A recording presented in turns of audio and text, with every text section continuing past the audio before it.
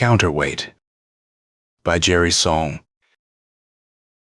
Sure, I am a nilly, and I've died 7 times, always in the blackness of the outer reaches. And I am not alone, although there aren't very many of us. Never were. It made sense. Interstellar was new and they wanted him on the ship because he was a trained observer. They wanted facts, not gibberish. But to ask a man to give up 2 years of his life, well, that was asking a lot. 2 years in a sardine can. Still, it had an appeal Keith Ellason knew he couldn't deny, a newsman's joy of the clean beat, a planetary system far afield, a close-up view of the universe, history in the making. Interstellar Chief Rexroad knocked the dottle from his pipe in a tray, saying, "Transworld Press is willing to let you have a leave of absence, if you are interested." He knew Secretary Phipps from years of contacting. And now Phipps said, "Personally, I don't want to see anybody else on the job. You've got a fine record in this sort of thing."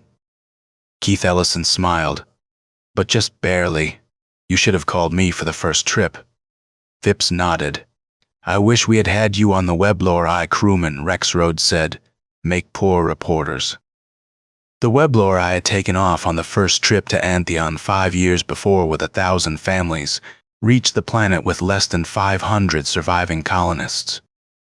Upon the return to Earth a year later, the crew's report of suffering and chaos during the year's outgoing voyage was twisted, distorted, and fragmentary. Ellason remembered it well.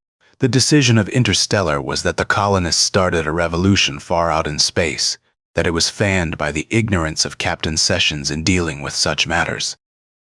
"Space affects men in a peculiar way," Phipps said. "We have conquered the problem of small groups in space. Witness the discovery of Antheon, for example, but when there are large groups, control is more difficult." Sessions, Rexroad said, was a bully. The trouble started at about the halfway point. It ended with passengers engaging in open warfare with each other and the crew. Sessions was lucky to escape with his life. "As I recall," Ellason said, "there was something about stunners." Phipps rubbed his chin. "No weapons were allowed on the ship, but you must remember the colonists were selected for their intelligence and resourcefulness. They utilized these attributes to set up weapon shops to arm themselves. The second trip is history," Rexroad said, "and a puzzle." Ellason nodded. "The ship disappeared." "Yes, we gave control to the colonists. Assuming no accident in space," Phipps said, "it was a wrong decision. They probably took over the ship." "And now," Ellason said, "you are going to try again." Rexroad said very gravely, "We've got the finest captain in interplanetary, Harvey Branson. No doubt you've heard of him. He's spent his life in our own system, and he's handpicking his own crew. We have also raised prerequisites for applicants. We don't think anything is going to happen. But if it does, we want to get an impersonal, unprejudiced view. That's where you come in. You do the observing, the reporting. We'll evaluate it on your return." "If I return," said Ellason. "I suppose that's problematical," Phipps said. "But I think you will. Captain Branson and his 50 crewmen want to return as badly as you do." He grinned. "You can write that novel you are always talking about on your return trip on the Weblor Two. Being a nilly is important, probably as important as running the ship. And I think it is this thought that keeps us satisfied, willing to be what we are." The Weblor Two had been built in space, as had its predecessor, the Weblor I, at a tremendous cost. Basically, it was an instrument which would open distant vistas to colonization, reducing the shoulder-to-shoulder pressure of a crowded solar system. A gigantic hollow spike. The ship would never land anywhere, but would circle Antheon as it circled Earth, shuttling its cargo and passengers to the promised land, the new frontier. A spaceborne metropolis. It would be the home for 3,000 persons outward bound, only the crew on the return trip. It was equipped with every conceivable facility and comfort, Dining rooms, assembly hall, individual and family compartments, recreation areas, swimming pool, library, theater. Nothing had been overlooked. The captain's briefing room was crowded. The air was heavy with the breathing of so many men, and the ventilators could not quite clear the air of tobacco smoke that drifted aimlessly here and there before it was caught and whisked away. In the tradition of newspaperman and observer, Keith Ellason tried to be as inconspicuous as possible, pressing against a bulkhead, but Captain Branson's eyes sought his several times as Branson listened to final reports from his engineers, record keepers, fuel men, computer men, and all the rest. He grunted his approval, or disapproval, made a suggestion here, a restriction there. There was no doubt that Branson was in charge, yet there was a human quality about him that Ellason liked. The captain's was a lean face, well-tanned, and his eyes were chunks of blue. "Gentlemen," Branson said at last, as Ellason knew he would, "I want to introduce Keith Ellason, whose presence, interstellar, has impressed upon us. On loan from Transworld, he will have an observer status." He introduced him to the others. All of them seemed friendly. Ellason thought it was a good staff. Branson detained him after the others had gone. "One thing, Mr. Ellason, to make it easier for you, I suggest you think of this journey strictly from the observer viewpoint.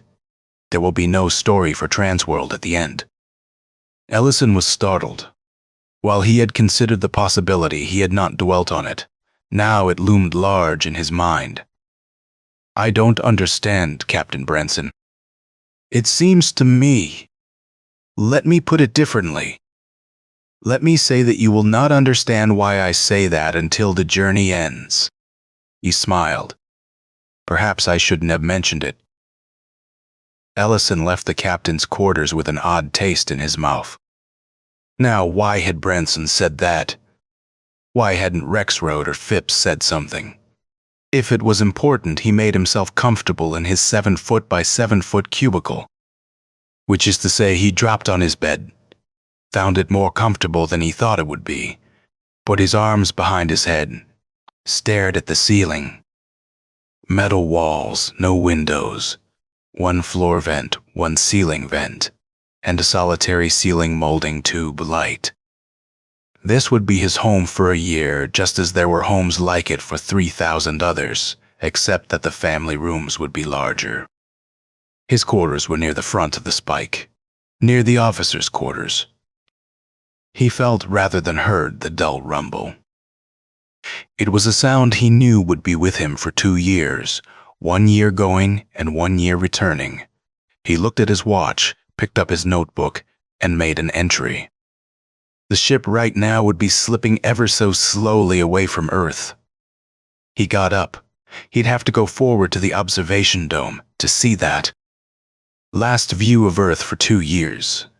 The penetration of space by large groups is the coming out from under the traditions of thousands of years. And as these planet-originated rules fall away, the floundering group seeks a new control, for they are humanity adrift, rudderless, for whom the stars are no longer bearings but non-existent things, and values are altered if they are not shown the way. The theft of Carver Janssen's attaché case occurred on the 31st day out.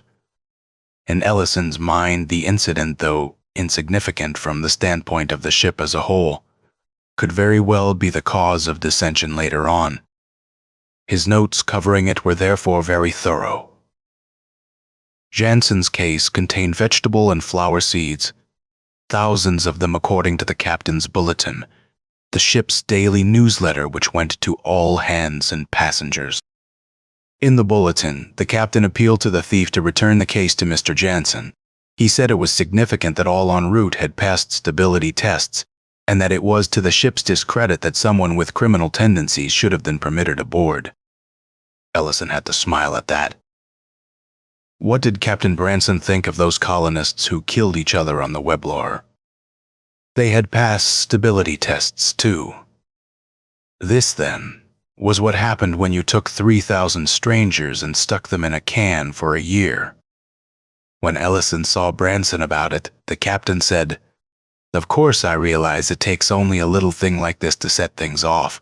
I know people get tired of seeing each other, playing the same tapes, looking at the stars from the observation dome, walking down the same corridors, reading the same books, eating the same meals, though God knows we try to vary it as much as we can. Space creates rough edges. But the point is, we know all this, and knowing it, we shouldn't let it happen. We've got to find that thief. What would he want seeds for? Have you thought of that? Of course, they'd have real value on Antheon. Ellason sought out Carver Jansen. He was a middle-aged man with a tired face and sad eyes. He said, "Now, what am I going to Antheon for? I could only take along so much baggage, and I threw out some comfort items to make room for the seeds. I am a horticulturist, and Interstellar asked me to go along, but what use am I now? Where am I going to get seeds like those? Do you know how long it took me to collect them? They're not ordinary seeds, Mr. Ellason." There was an appeal from Johnson in the next day's newsletter describing the seeds, telling of their value, and requesting their return in the interests of the Antheon colony and of humanity. On the 34th day, a witness turned up who said he had seen a man emerging from Jansen's compartment with a black case. "I didn't think anything of it at the time," Jameson Divers said. Branson asked him to describe the man. Oh, he was about 6 feet tall, stocky build, and he wore a red rubber mask that covered his head completely. "Didn't you think that was important?" Branson asked in an outraged voice. "A man wearing a red mask?" Deaver shrugged. "This is a spaceship. How would I know whether a red mask or a blue or green one does or doesn't belong on a spaceship?" Although Deaver's account appeared in the newsletter, it was largely discounted. "If it is true," Branson told Ellason, "the theft must be the work of a psychotic." "But I don't believe Jameson Divers. It may well be he's the psychotic," he snorted. "Red rubber mask. I think I'll have Divers put through psychiatry, attendant to taking notes on this incident." Ellason noted a strange thing. Johnson lived in that part of the ship known as the First Quadrant. And those who lived in that quadrant, more than 700 men, women, and children, felt that the thief must surely live in Quadrant 2 or 4. Elias Cromley, who had the compartment next to Johnson's, sounded the consensus when he said, "Surely a man wouldn't steal from his own quadrant now, would he, Mr. Ellason?" And so Ellason observed in his notebook, "Are wars created? Seen in space, stars are unmoving, silent, sterile, bright eyes ever watchful and accusing. To men unused to it, such a sight numbs, compresses, stultifies." He introduces a countermeasure, proof he exists, which is any overt act, sometimes violent. On the 45th day, June Failwright, the young wife of one of the passenger meteorologists, ran screaming down one of the long corridors of the 3rd quadrant. She told the captain she had been attacked in her compartment while her husband was in the ship's library. She was taken to one of the ship's doctors who confirmed it. She said the culprit was a husky man wearing a red rubber mask, and though her description of what he had done did not appear in the story in the newsletter, it lost no time in penetrating every compartment of the ship. Ellason was present when a delegation from the 3rd quadrant called on Captain Branson demanding action. Branson remained seated behind his desk, unperturbed, saying, "I have no crewmen to spare for police duty." The delegation commenced speaking vehemently, to be quieted by Branson's raised hand. "I sympathize," Branson said, "but it is up to each quadrant to deal with its problems, whatever they may be. My job is to get us to Antheon." The group left in a surly mood. "You wonder at my reluctance, Mr. Ellason," Captain Branson said. "But suppose I assign the crew to patrol duties. The culprit isn't caught, and further incidents occur. What then? It soon becomes the crew's fault, and soon the colonists will begin thinking these things might be the crew's doing in the first place. Yes, Ellison said. But what if the intruder is a crewman? I know my men, Branson said flatly. You could have a shakedown for the mask and the seed case. Do you think it is a member of the crew? Branson's eyes were bright. No, I trust my men. I won't violate that trust. Ellison left, feeling uneasy. If he were Branson, he'd initiate an investigation, if nothing else than to prove the crew guiltless. Why couldn't Branson see the wisdom of setting an example for the colonists? As a Nilly, I knew that space breeds hate. There is a seed of malevolence in every man. It sometimes blossoms out among the stars. On the Weblor Two, it was ready for ripening. Raymond Pulugger was killed in the ship's hospital on the 61st day. Pulugger, a fourth quadrant passenger, had complained of feeling ill, had been hospitalized with a diagnosis of ileus. He had put his money belt in the drawer of the small stand beside his bed. A man in a red mask was seen hurrying from the hospital area, and a staff investigation revealed that Pulugger had died trying to prevent the theft of the belt. Captain Branson did not wait for the newsletter. Through the ship's speaker system, he reported that Pulugger had a fortune in credits in the belt and had died of a severe beating. He said that since the incident occurred in the staff section of the ship, his crew would be forced to submit to a thorough inspection in an effort to find the mask, the seed case, the money, and the man. I will not countenance such an act by a crewman, Branson said. If and when he is found, he will be severely dealt with, but he might not be a member of the crew. I am ordering an assembly of all passengers at 9 tomorrow morning in the auditorium. I will speak to you all then. Faces were angry, tongues were sharp at the meeting, eyes suspicious and tempers short. Above it all was the overpowering presence of Captain Branson speaking to them. It is not my desire to interfere in passenger affairs, he said. Insofar as the ship is concerned, it is my duty to make certain no crewman is guilty. This I am doing. But my crew is not and cannot be a police force for you. It is up to you people to police and protect yourselves. How can we protect ourselves without stunners? One colonist called out. Has Red Mask a gun? Branson retorted. It seems to me you have a better weapon than any gun. What's that? This ship is only so wide, so long, and so deep. If every inch is searched, you'll find your man. He has to be somewhere aboard. The colonists quieted.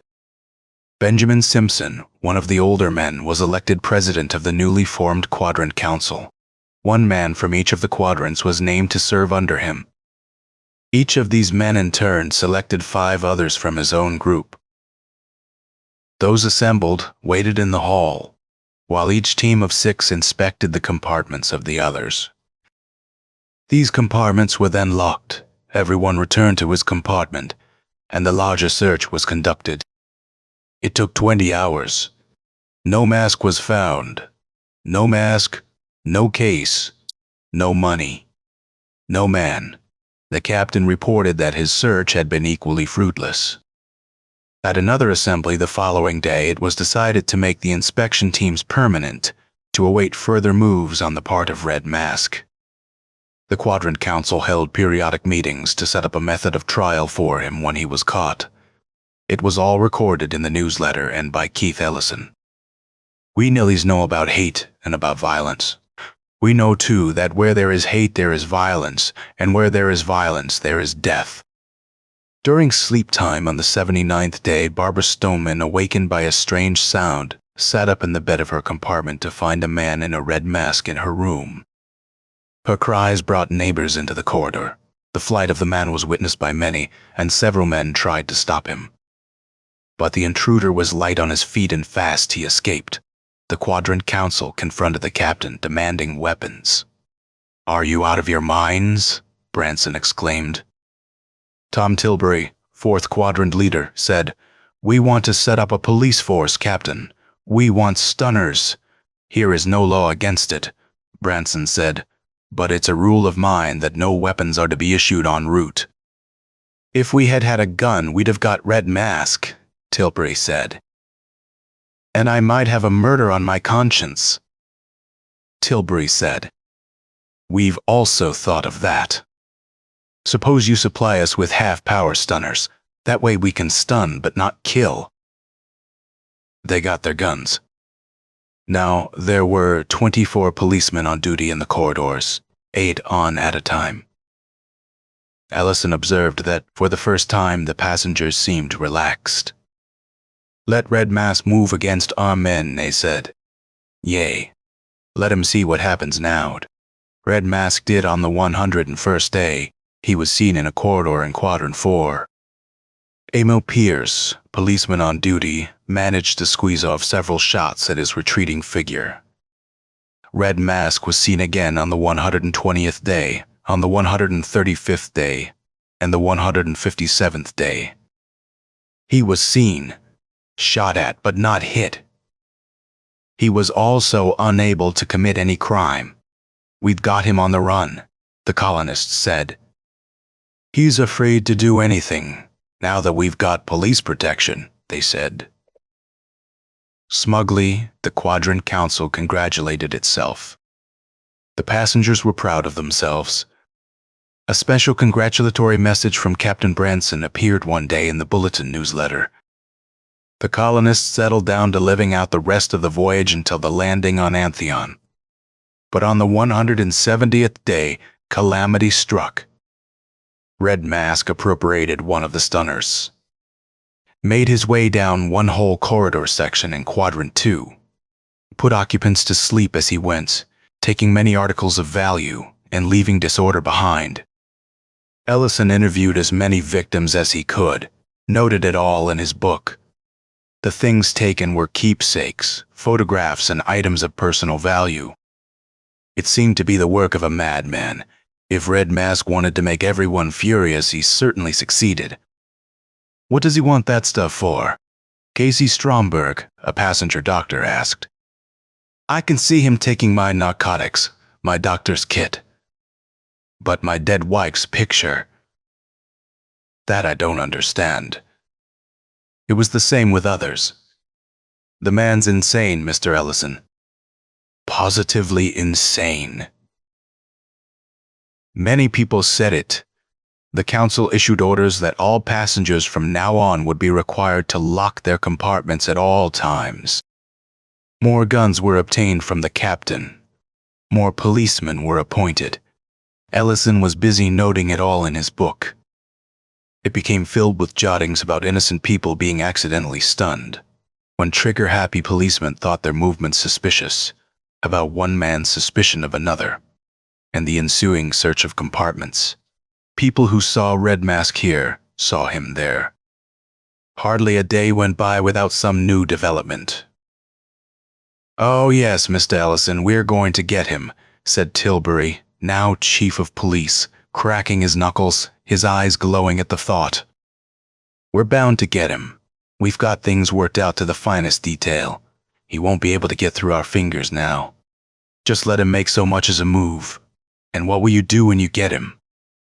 Kill him, Tilbury said, licking his lips, his eyes glowing more fiercely than ever without a trial. Oh, there'll be a trial, Mr. Ellison, but you don't think any jury'd let him live after all the things he's done, do you? Red Mask was stunned in Quadrant 4 in a corridor by a policeman named Terrell Placer on the 201st day. The criminal was carried to the assembly room surrounded by guards, for he surely would have been mauled if not killed by angry colonists who crowded around. In the assembly hall, his mask was whipped off. The crowd gasped. Nobody knew him. Ellison's first thought was that he must be a stowaway. But then he remembered the face, and Captain Branson, who came to have a look at him, unhappily admitted the man was a member of the crew. His name was Harold Critton, and he was a record-keeper third class. Well, Critton, Branson roared at him, what have you got to say for yourself? Go to hell, Critton said quietly. As if it were an afterthought, he spat at the captain. Branson looked as if he were going to kill the man himself, right there and then. It was a long trial, from the 220th to the 241st day, and there didn't seem to be much doubt about the outcome, for Crichton didn't help his own cause during any of it. Lemuel Tarper, who was appointed prosecutor, asked him, "What did you do with the loot, Crichton?" Crichton looked him square in the eye and said, "I threw it out one of the escape chutes." "Does that answer your question?" "Threw it away." Tarper and the crowd were incredulous. "Sure," Crichton said. "You colonists got the easy life as passengers just sitting around. I had to work my head off keeping records for you lazy bastards." The verdict was, of course, death. They executed Harold Crichton on the morning of the 270th day with blasts from 6 stunners supplied with full power. It was witnessed by a great crowd in the assembly hall. A detail from the ship's crew disposed of his body through a chute. It was all duly recorded in Keith Ellason's notebooks. Dying is easy for a nilly, especially if it's arranged for beforehand, which it always is. The Weblor Two was only 1 day out of orbit when Captain Branson sent for Ellason and introduced him to the executed man. "Hello," Crichton said, grinning from ear to ear. "I figured as much," Ellason said. "I've been doing a lot of thinking." "You are perhaps a little too good as an observer," Branson said, "or maybe it was because you really weren't one of the colonists. But no matter. Crichton did a good job. He was trained by an old friend of mine for this job, Gilthorpe. Nil used to be in counter-espionage when there were wars." "You were excellent," Ellason said. "Can't say I enjoyed the role," said Crichton, "but I think it saved lives. Let me get this straight. Interstellar thought that it was idleness and boredom that caused the killings on the Weblor, so they had you trained to be a scapegoat. Is that right?" Crichton nodded. "When great numbers are being transported, they are apt to magnify each little event, because so little happens. It was my job to see that they directed none of their venom against each other or the crew, only toward me." Branson smiled. It made the time pass quickly and interestingly for the passengers. "To say nothing of me," Crichton said. "And you, Mr. Ellason, were along to observe it all." Captain Branson put in, "Interstellar wanted an accurate picture of this. If it worked, they told me they'd use it on other trips to Antheon." Ellason nodded. "No time for brooding, for differences of opinion on small matters. Just time to hate Mr. Crichton unanimously." "Probably," Crichton said, "you are wondering about the execution, naturally. We removed the charges before the guns were used, and Carver Jansen's case. He'll get it back when he's shuttled to Antheon, and all the other items will be returned. They're all tagged with their owners' names. Captain Branson will say they were found somewhere on the ship. You see, I was a liar. How about that assault on June Failright?" Crichton grinned again. "She played right into our hands. She ran out into the hall claiming I'd attacked her, which I did not. She was certainly amazed when the ship's physicians agreed with her. Of course, Captain Branson told them to do this, and the murder. Raymond Pelugger died in the hospital all right, but he died from his illness on the operating table. We turned it into an advantage by making it look suspicious." Ellison brightened. "And by that time everybody was seeing Red Mask everywhere, and the colonists organized against him, gave them something to do," Branson said. "Every time things got dull, I livened them up. I got a stunner and robbed along the corridor. That really stirred them. Lucky nobody got hurt during any of it, including that Stoneman woman. I was trying to rob her when she woke up." Branson cleared his throat. "Ah, Ellison, about that story. You understand you can't write it, don't you?" Ellison said regretfully that he did understand. "The colonists will never know the truth," Branson went on, there will be other ships, outward bound. Crit inside, and I'll have to be caught again. Yes, we're anonymous. Nameless, we nillies, for that's what we call each other, and are a theme with variations in the endless stretches of deep space. Objects of hatred and contempt. Professional heels. Dying once a trip when the time is ripe. Antidote to boredom. And we'll ply our trade, our little tragedies, on 1,000 ships bringing humanity to new worlds. End of Counterweight by Sohl.